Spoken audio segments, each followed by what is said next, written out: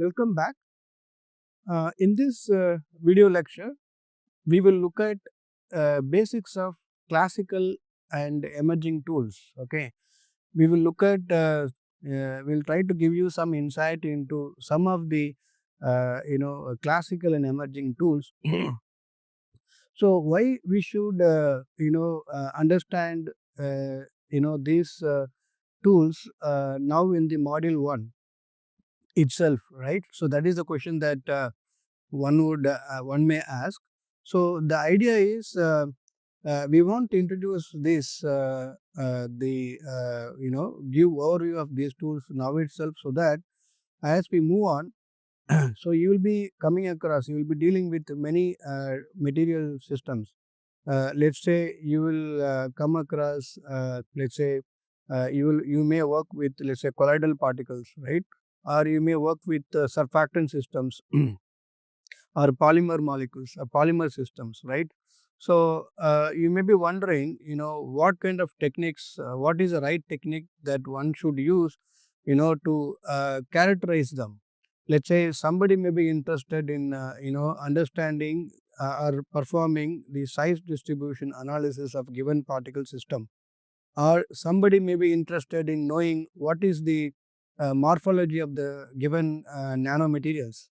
Okay, some may want to just understand, the structure.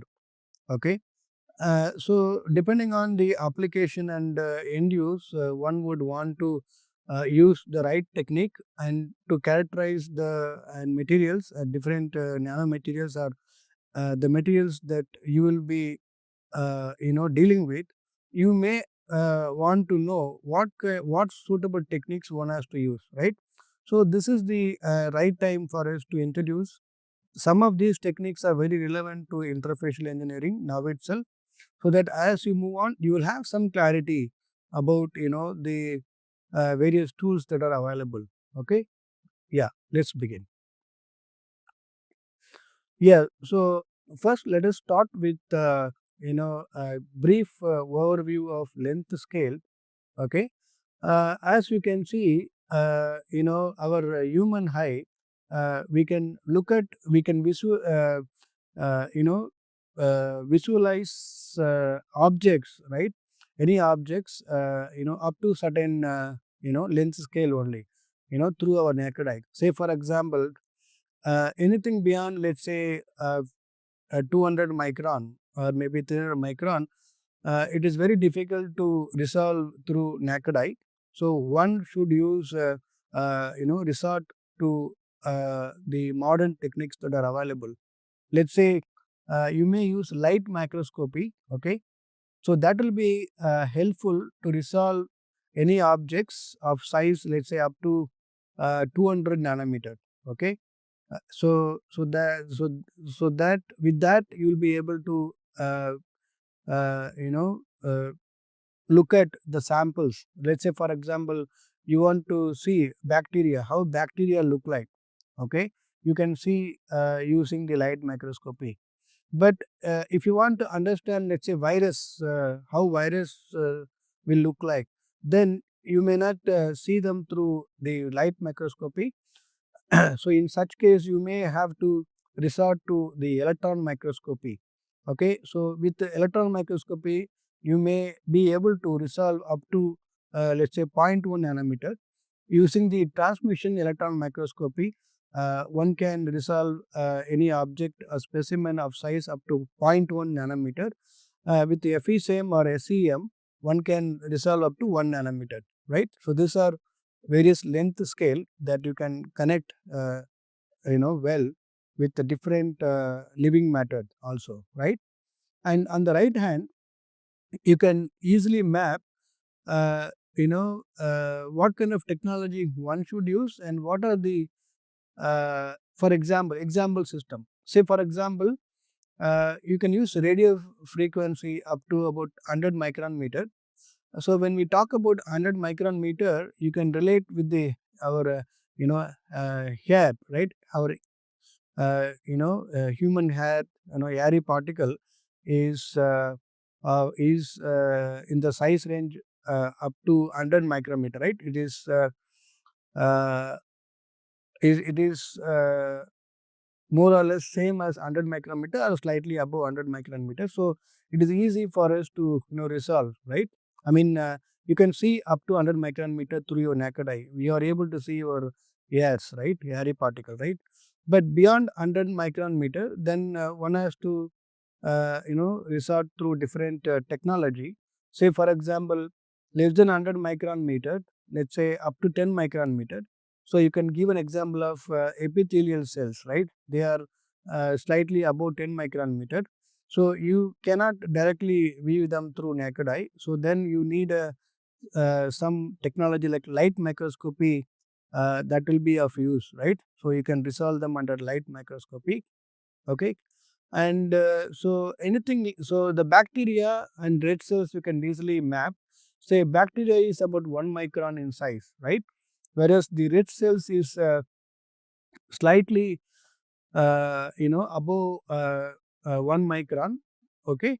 So you can easily connect, right? Now between 1 micron to 100 nanometer, you can give some example systems, that is like mycoplasma. Mycoplasma is a good example. And then comes viruses. So between 100 nanometer to 10 nanometer, there are various viruses. Okay, range between 10 nanometer to 100 nanometer. You cannot see them under light microscopy.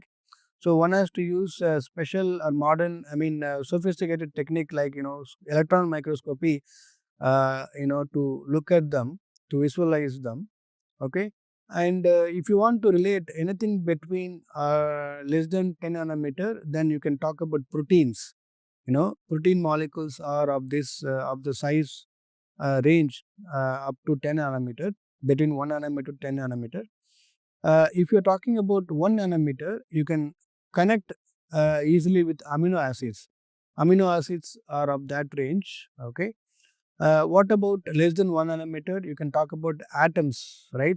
So if you want to look at the atoms, right, of size, let's say 0.1 nanometer, one can use electron microscopy, right? So these are various length scale and various example systems, okay, to relate with the length scale, right? Okay, let us now look at the optical microscopy. So, thanks to the discovery of this, the people who invented optical microscopy in 16th century itself, but the much development came, after 18th and 19th century, right? So still lot of development taking place in this in this domain, that is optical microscopy. So optical microscopy is very useful technique to visualize any object, okay, uh, you know which are not possible to look through naked eye, right? So, say for example, if you want to understand how the bacteria look like, you can easily look at them under microscopy. Okay, some of the particle system that you want to, let's say, which are, let's say, 1 micron in size or 2 micron in size, you can look at them easily under microscopy, optical microscopy. Okay, all you need is just one light source and magnifying power. Just like how we use the magnifying lens, you have objective lens in the microscopy that has got the magnifying power. And whenever you shine a light on the object, okay, whatever is transmitted from the object or specimen is collected by the objective lens, and that is what is reflected in the the viewing lens or eyepiece. Okay. You can also fit a camera, digital camera, and collect those image and project it directly on the screen, computer screen. You can also record, or you can also record video of the live cells, right? That is also possible. You can also click capture a snapshot of the samples, right, using this digital camera. Okay. So these are very much possible nowadays. and there are some advanced stuff also, but the basic of microscopy is you have got some important components like condenser. So what condenser does is it collects the light and it focuses the light onto the specimen, and there is something called specimen stage, and on top of which you will keep the sample, and there is objective. So objective lenses are available at different magnifying power. Say for example, you have 5x objective lens, 10x, 50x, up to 100x objective lenses are possible. So when I say 100x, 50x, meaning you will be able to see specimen, you know, uh, several times. Say for example, when I'm viewing the specimen through 10x objective, and my eyepiece is also 10x, right? So then I would be able to see the object, uh, 10 into, so 100 times more than the object, right? Say for example, if I look at them through 100x objective, I am magnifying the object specimen by 1000 times, right? So that is how you are able to see the specimen very clearly, okay, which is not possible through naked eye, right? So these are various components. What is more important is that there are a few, I mean, many types of microscopes that are available. Okay, let's say for example, the commonly used are inverted microscopy or upright microscopy. Upright microscopy is available in two category. One is transmitted mode and another one is reflected mode. Whereas the inverted microscopy is available mostly in transmitted mode, right? So whenever you deal with upright microscopy, you will see that the objectives are fitted at the top, okay, whereas the light source is coming from the bottom. In the case of inverted microscopy, you will see that the objectives are fitted at the bottom, whereas the light source is coming from the top. Okay, so that's the difference that you will see whenever you deal with upright or inverted microscopy. Mostly biologists use inverted microscopy. Biological scientists use inverted microscopy, whereas material scientists prefer the upright microscopy. Sometimes uh, the upright microscopy comes with both reflected as well as transmitted features, so that you can see a sample of any kind, transparent sample as well as opaque samples. Okay, so more importantly, you must understand what is known as the numerical aperture. So numerical aperture tells us about the magnifying or resolving capacity of the lenses. Let's say the more the numerical aperture, uh, you know uh, greater are the magnifying or resolving power of the lenses. Okay, so the maximum angle that can go up to, in this case the alpha can go up to 90 degree, which means the maximum at maximum numerical aperture case, the sin alpha will be 1. Let's say if you deal with oil immersion objective, this eta is refractive index, right? So this may vary between 1.3 to 1.4 for the oil immersion objective, right? So this is about numerical aperture. There is something called Abbe's diffraction limit. This sets the limiting point. Let's say if you want to resolve some object, okay, which are kept at a distance of 200 nanometer, you will be able to resolve them under the microscopy. Say for example, if I substitute lambda as 500 nanometer, because this light microscopy works in the visible region, visible light. So lambda can be 500 nanometer. Then Na, if I put 1.4 here, I will be getting about 178.6. So one will be able to resolve a specimen which are kept at a distance of 178.6 nanometer. Right? That is the resolving power of this light microscopy. The limitation is coming from the wavelength of the light itself. Okay, right.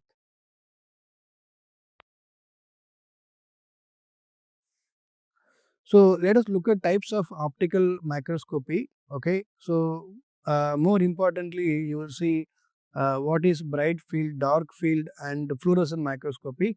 Okay, so the difference between bright field and dark field is, in the case of the dark field, uh, the objective collects only the scattered light from the specimen, which means that uh, the light does not directly fall on the sample. Instead, the sample is eliminated from the side, so that only the scattered light comes out of the sample, is collected by the objective lens, right? So in doing so, the because all light that are transmitted from the sample are not collected, so the background here will look very dark, whereas the specimen will appear bright. Okay, this is because of this feature.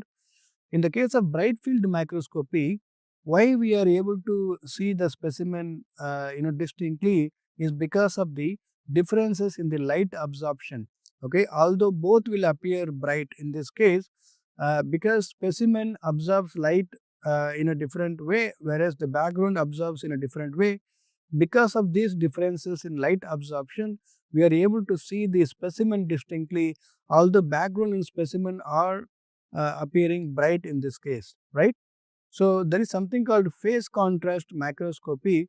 This is used, let's say, whenever the light passes through the sample, because there are two kinds of changes that happen. One is there will be magnitude change, and the other one will be contrast change. So the phase contrast microscopy, what it does is it adjusts the contrast so that the images are seen very clearly. So it can avoid any blurry images, right? So for that purpose, this phase contrast microscopy is very much useful. There is something called fluorescent microscopy. This is very much in use whenever you work with the stained samples, a sample that contains dye or fluorescently labeled samples, right? In those scenarios, fluorescent microscopy is very useful. Confocal is useful whenever you want to obtain high resolution images, by eliminating out of focus light. You can also construct 3D image, right, of a sample using the confocal microscopy. So this dark field microscopy we have already seen. The difference here is because it collects only the scattered light from the sample. Okay, you are able to block the background light coming from the sample. So okay, in this way you are able to see that only the specimens, that is the samples, or whatever light that is scattered from the sample is only collected. The rest of the information is blocked in this case. That's why the specimen objects bright, whereas the background appears dark in this case, right? Right. So the fluorescent microscopy that we see, that we talk about, is basically it has what it has magnifying power lens, right? And a light source, that is basically mercury or xenon lamp. Unlike the bright field microscopy, you will have to use mercury or xenon light source. This will be useful to excite the fluorescent part, right? So whenever this fluorescently labeled molecule or the object absorbs the light, it will emit the light at a different wavelength, right? At a longer wavelength, okay, right?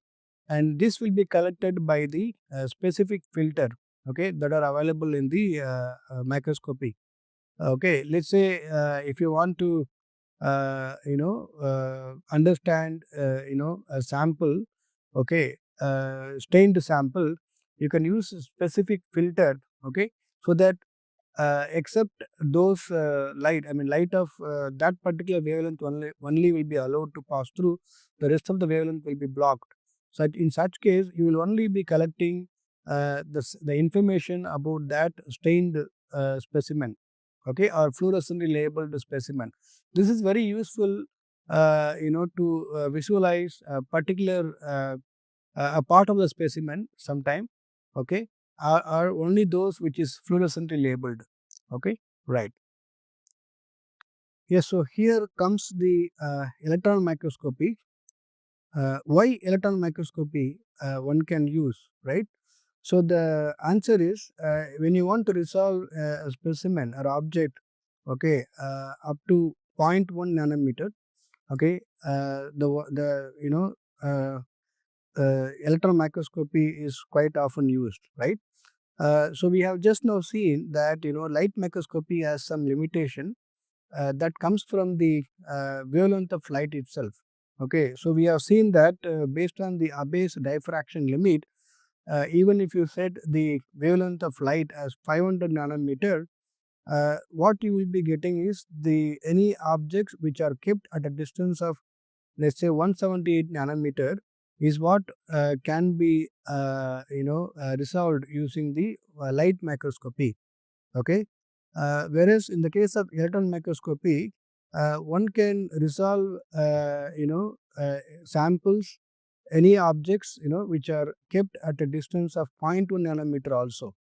Okay, so this power, this resolution comes from the magnifying power of the electron microscopy, that is nothing but 20 lakh times, right? You can use the electron microscopy to magnify up to 20 lakh times, whereas the light microscopy offers only up to 1000 times or 1500 times. That is the difference.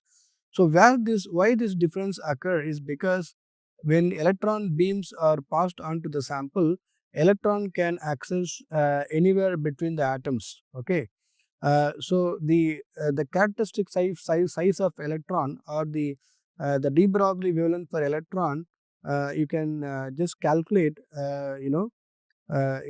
based on this high voltage, that is 200 kilovolt, the lambda for electron in this case will be 0.0025 nanometer. So that is the characteristic size of electron. So electron can access any space between the atoms, whereas light cannot pass through because of the wavelength itself, right? Because of its limitation, right?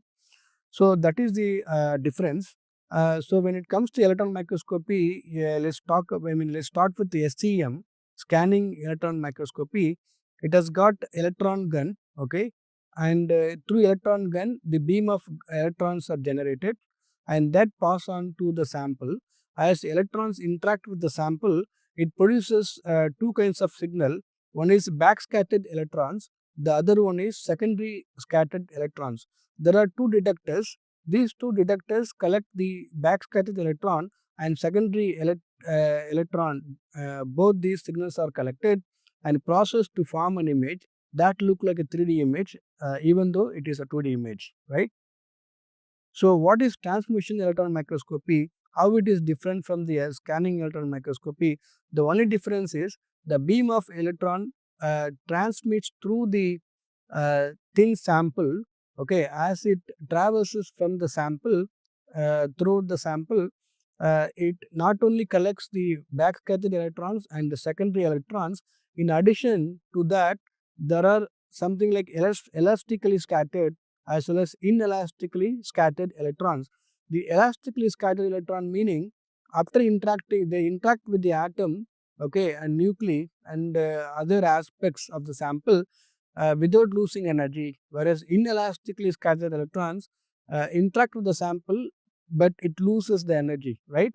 So these two electrons, in addition to the backscattered and scattered electrons, help us decode the information from the sample, that you can collect you can get the information about sample structure, crystal orientation and atomic arrangement, right?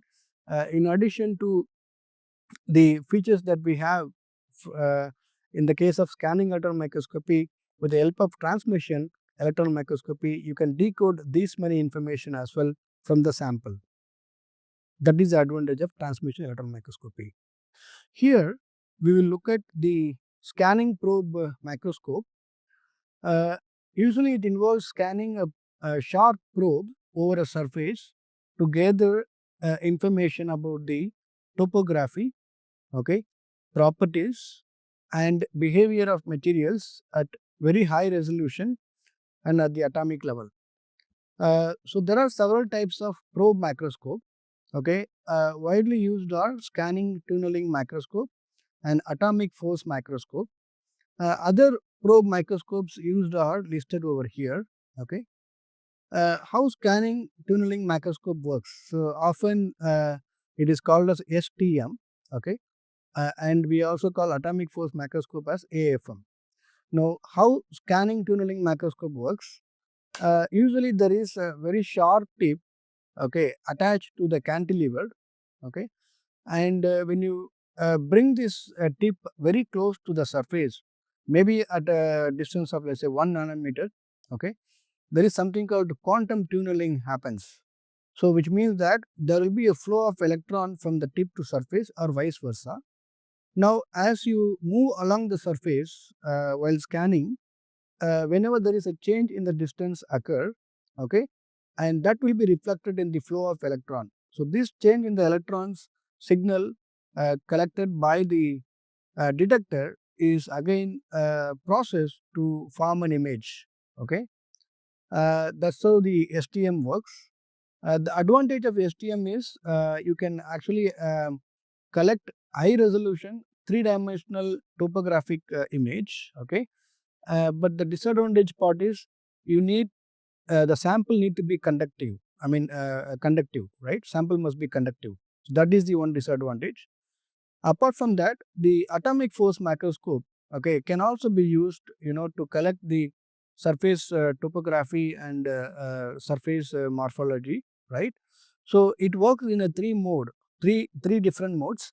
One is contact mode, non-contact mode, and tapping mode. Okay. So how it works in contact mode? Uh, so how it works is there is very sharp tip attached to the cantilever. So here the tip will actually touches the surface. Okay. So when it touches the surface, in three-way force will be experienced by the tip. One is due to contact force, or van der Waals or electrostatic force due to interaction with the atom and molecule at the surface on the surface.